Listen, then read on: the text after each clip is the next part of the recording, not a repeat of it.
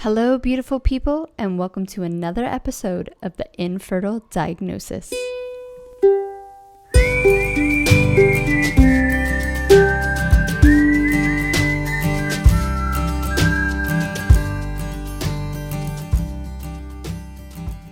I'm your host, Monica Cox, along with Sarah Clark, and we're here to support, inspire, and educate those who are all consumed with the label of infertility.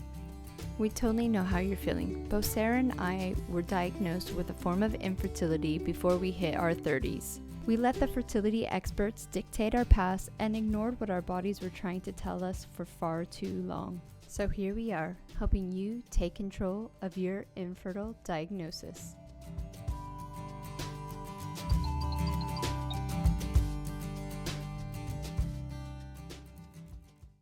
Welcome back, and I hope you're having a beautiful Tuesday. I know it's usually a closer today clip, but I'm mixing it up this week because it's the last week that you can register for the Fertility Reconnect course. Now, I'm going to be really honest here. I am not really doing a hard sell on the Fertility Reconnect course because I know it's a really intense course and it is really designed for people who are just absolutely ready to take control of their health and do this in a slow and timely manner and really take some big steps back to take major steps forward. So these episodes aren't about why you should hire a coach or why you should join the Fertility Reconnect course, but I wanted to do them during this week so you had a real understanding of where I'm coming from and why I'm doing this course and bringing all that I learned through my journey with working with many different health coach and practitioners and kind of bringing it all together and producing something for you guys. So I would be super excited if you are on board already, or if you're thinking about it and you're on the edge, but you know deep down you're going to be super committed to the course. And I'm going to run the course another 2 times actually this year. So if you're kind of like on the nah, maybe not for me, and if you're still on your journey in a few months, there are going to be some other times to do the course, because the worst thing you can do is commit before you're ready. I mean, this is going to be super intense. You're going to have some big challenges ahead of you. And I definitely believe that we all come to the certain spot that we're willing to do these really hard things at different times. So without further ado, here's part 1. So hello, welcome back to another episode of the Infertile Diagnosis. Today we are here to talk about the ups and downs of fertility health coaching, because there's a lot of coaching going out on in the world of infertility and fertility. And I know I've had some personal struggles with coaching, and I really try to bring that into my own coaching. And we're also getting a lot of people coming back to us saying, I didn't have this or I didn't have that, from a functional medicine practitioner or an acupuncturist or someone who has called themselves a fertility coach, even, to get you through IVF, or, there's so many different levels of things you might need during your journey, and sometimes they're just missed out. So we wanted to talk about them. So if you do work with anyone, that you kind of have that knowledge to be your own advocate and kind of say, no, this is what I need. And if you're not getting it from that particular coach, you can go and either, like you like to say, Sarah, assemble your team, get a few more different people in, or go find someone that you feel will really coach you to the next level. Did you have any pitfalls during your health journey and coaching with other people? Yeah, like since becoming a coach, I've had a number of different coaches for business, for personal. So I really like having a coach with me, and I've done a lot of, obviously, coaching over the thing. So, but before I was a coach, I'm like, I don't need a coach. Who wants a coach? And I'd never been to therapy before. But yeah, I just like for me, the coaching has been really, really beneficial to help me call me out on my own crap. Like I'm good at as a coach to call other people out, but it's fun to have me being called out on my own stuff, which is interesting when you see it coming back to you. And then as a coach, coaching people, it's kind of like, oh, when I find when I'm coaching someone on the same, it's the same topic keeps coming up. I'm like, oh, I also need to hear that information. That's for me as well. But yeah, I think with the coaching, it just helps people make those, like, hold you accountable, helps you make those changes, those foundational changes, and helps you see patterns and stuff that you can't quite see as to why. Because we will do the same thing over and over again, and like, why are we doing it, and where did that come from? And then we start to bring awareness to that, because you can do the diet and the gut infections and work on your environmental toxins, the mental emotional stuff. Like if you're in a job that see so many people in like a job with like long hours, like 50 hours a week, and um, high stress, trying to have a baby, and even relationships too, like strained relationships and things that haven't been addressed. Not that you need to address every last little thing, but if this thing is like occupying a lot of your mental space, that's a clue for you to dig deeper. And I think coaching helps you to, like, it'll go in the past, but then it moves you forward to take action. And it's a perfect thing for me because I am like a major action oriented person. So the coaching helps me work through my own garbage and patterns and seeing those patterns, but then it moves me forward. I'm able to make changes. Yeah. No, I mean, that's what coaching is all about. I mean, sometimes they don't have any more knowledge than you. They just help you get the fuck out of your own head, right? Mm-hmm, mm-hmm. I know during my infertility journey, I finally, after one failed IVF, hired a functional medicine practitioner, and he took me places I'd probably never get on my own. You know, he really held me accountable. I mean, I remember, you know, paying him a lot of money. He was worth it. He deserved it. And doing these 30-day challenges, and, you know, friends saying to me, you're only 2 days left, you know, just have a drink. You've done so well. And I was like, no, I fucking paid someone a lot of money to help me fix whatever I needed fixed.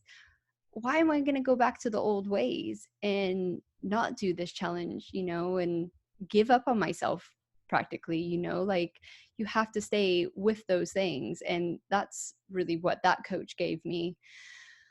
The only thing that, like, I really regret is that I maybe didn't know what I needed to know, you know, like what else I needed from him to like really push me on. Like I had to go really dig like pretty deep to, you know, with the mental emotional things.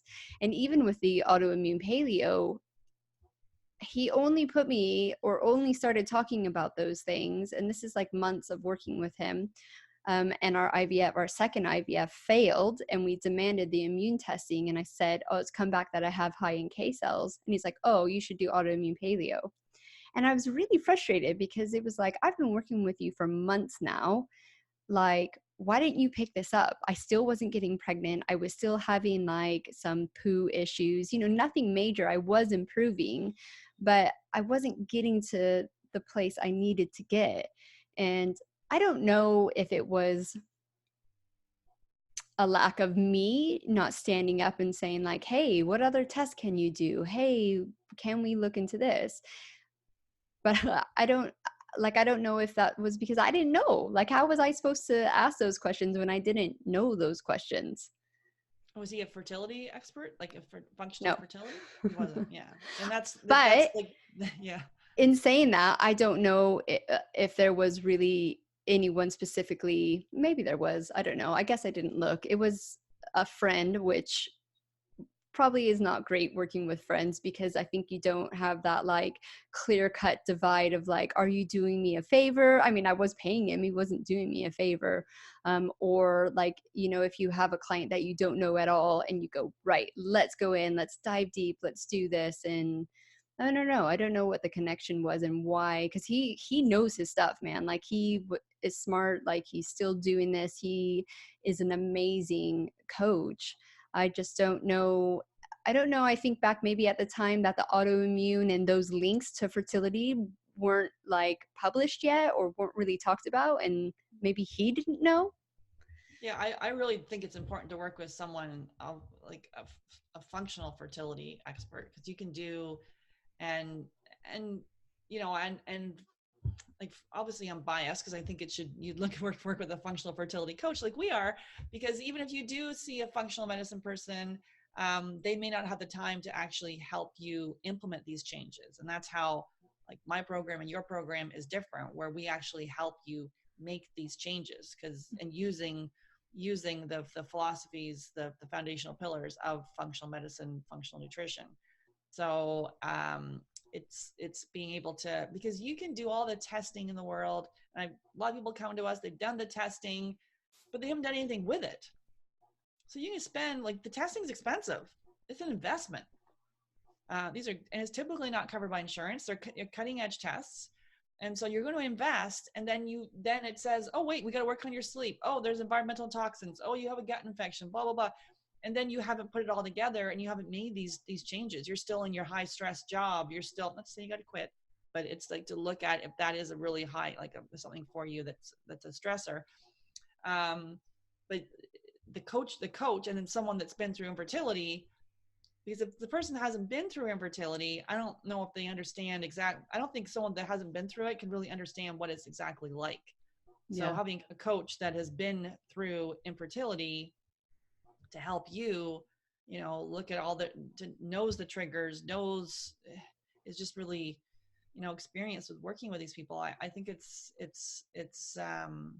I think that's really important. And I think that sometimes, if you've gone to a functional person and there's things that have been missed, it's like, I don't know, it should be a fertility functional person, is my take. Yeah, exactly. I know in my own journey, so I saw a fertility acupuncturist, a fertility reflexologist, fertility iridologist. Like, I saw people who had real connections with fertility in their specialty field, but they weren't piecing everything together. And this is once again going back like 5, 10 years. But the things that they were doing for me holistically, they were doing the best to their ability, but they weren't linking, yeah, my stressy job that I used to go, like, my reflexologist was like my like soundboard, right? But all I used to do was like go bitch to her, and it was lovely and it felt great. And then she gave this amazing reflexology, and I always felt leaving a high, but it wasn't like, all right, let's dive deep into why you're feeling this way towards that, like really getting to the root cause of like some emotional stuff and the stressor stuff. No one was talking about food, other than like, don't eat cold foods, don't eat bananas, like, your typical, I don't know, general, um, Traditional Chinese medicine, kind of like yeah. having the And sauce and not the cold. Yeah. right. Yeah. Sarah's rolling her eyes for everyone just listening, not watching. I don't, I think some of that stuff, there is the traditional Chinese medicine can be helpful. I just think, I think and some of it, I've interviewed a lot of people on my podcast for that, but it's like the functional approach, we will dig deeper than that. Like, Yeah. it's not just like the cold foods. Yeah, the warming uterus, that could be a good thing, but if you're eating the wrong warming foods Yes. that are causing inflammation in your body, Yeah. and typically traditional Chinese medicine will say to take out dairy and sugar, um, but I think unless there's a functional approach to this, you take traditional Chinese medicine with a functional approach with some testing, and there's people that actually do that Yeah. have a traditional Chinese approach with fertility and testing. Um, that's a good approach. But I think if you're missing the food piece, and then not having someone put together the mental emotional side of it, like to really help you dig into that, like getting honest about your stressors. Mm-hmm. If you haven't dealt with that shit, like if you've had multiple failed treatments and not even addressed the heartbreak of that, and maybe you haven't had a chance to grieve, there's been loss, like to work through those emotions, like where are you in the stages of grief, and maybe right now, if you're right in the middle of it, going on, changing your diet is just not quite right. So Yeah. you need to work through that process. And it is, yeah, assembling that team, but you're in the center. And really, I think as a coach, how we operate, and I think you operate as well, like we assemble it, we bring it all together. We have the testing, we have the lifestyle, we have like everything is brought together. We look at your blood chemistry. We're looking at everything to educate you to be empowered as heck. So when you go out there, you're like, you don't second guess it. You Yeah. know kind of what you need to do. Yeah, exactly. And that's where I feel I failed massively in my journey is especially well during the second IVF, not feeling empowered that the diet changes that I was doing at the time were powerful, and that I knew something else was going on and not doing the testing. And then that cost me thousands, of pounds with another failed IVF. And it was just like, fuck, like if I just, yeah, assembled the right people around me and found people that I could, that weren't just like telling me what to do, like you say, like just eat this, just do this, just do that, like really educating me about like, okay, this is why I want you to take this specific supplement and get your DHEA through this way, not Yeah. just go by this shitty, this is why. And reading articles and just educating yourself way more about what is actually going on. And then when you don't have your coach with you and you're in those headlights, like we talked about on the Fertility Connection talk show a few weeks ago, and then all of a sudden you don't know what to say and you don't feel like you're qualified enough, and you're just like you fumble, and then you do something that you didn't want to do in the fucking first place. Yeah, you second guess yourself. So it's like when you have a team, and a lot of times people think they got to go to a local practitioner, because a local practitioner, they can pop in and out the office. They can get their questions answered right away. But most of the time, that's not the case. A local Mhm. practitioner doesn't get back to you. Whereas like a coach, you've got questions. It's a sounding board in between the sessions, because it's you have those coaching sessions, but the magic happens when you say goodbye and off you go, and you have you've set your goals. This is what you're going to do, and then you stayed late at work, you forgot to go grocery shopping, you got stuck in traffic, you yelled at your partner, all these things. And then what do you do in between? And Yeah. that's when you have the coach to say, hey, you can send an email and go, oh wait, this has happened, I need support, blah blah blah, what do you think? Or just for venting, because that's the magic is in between the sessions. And when you set the goal and you didn't achieve it, it's not to beat you up and say, why didn't you achieve it? Well, why? Like maybe the goal was not appropriate, like it was too much of a stretch goal, like. And so like, why do you keep, if there's something that you keep not achieving, let's look back to see why it's not working. Like if you're Yeah. never able to have food in the house, you can't seem to get to the grocery store. This is a common one. Can't get to the grocery store to get the food. Well, why? Yeah. You're working every day till 7 or 8 at night. You don't have time on the weekend. You're too exhausted. And then you end up, ordering pizza, and then you never end up doing the anti-inflammatory diet, which you need to do. Hmm. So the coach helps you call you out on your own bullshit. Yeah. And it's I feel like educating yourself with the right coach will get you, fast track you. I mean, all the people that I worked with up until the functional medicine practitioner, they just either just held me there, didn't really get me any forward, or some of them pushed me back. Like I've talked Hmm. about the iridologist that put me on the fucking keto diet, Oh yeah. and just threw a load of supplements at me. And like that, like totally set me back, I think, quite a lot. And yeah, it's just like just being your own advocate, isn't there? There's so much information out there, so you learn that information. And even if you're when you are overwhelmed by it, because you will get there, that's when you get your coach and you say, hey, I read this article, and the coach can be like, yep, I've done that. Especially if you're dealing with someone who's been through infertility, and then maybe even specifically your kind of diagnosis of infertility. I'm very honed in on unexplained and autoimmune issues, because I know that, like, I couldn't really work with someone with PCOS or endometriosis. I think there's other experts out there that will get you there so much quicker.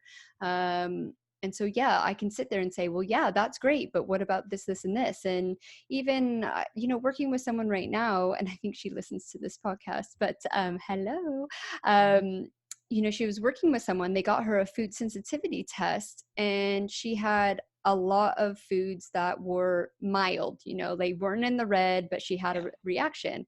And I was like, why are you eating these foods still? She's like, what do you mean? No one told me not to. I was and I had to highlight them, right? I had to highlight them for her. And I said, look, these are all linked to the autoimmune paleo diet.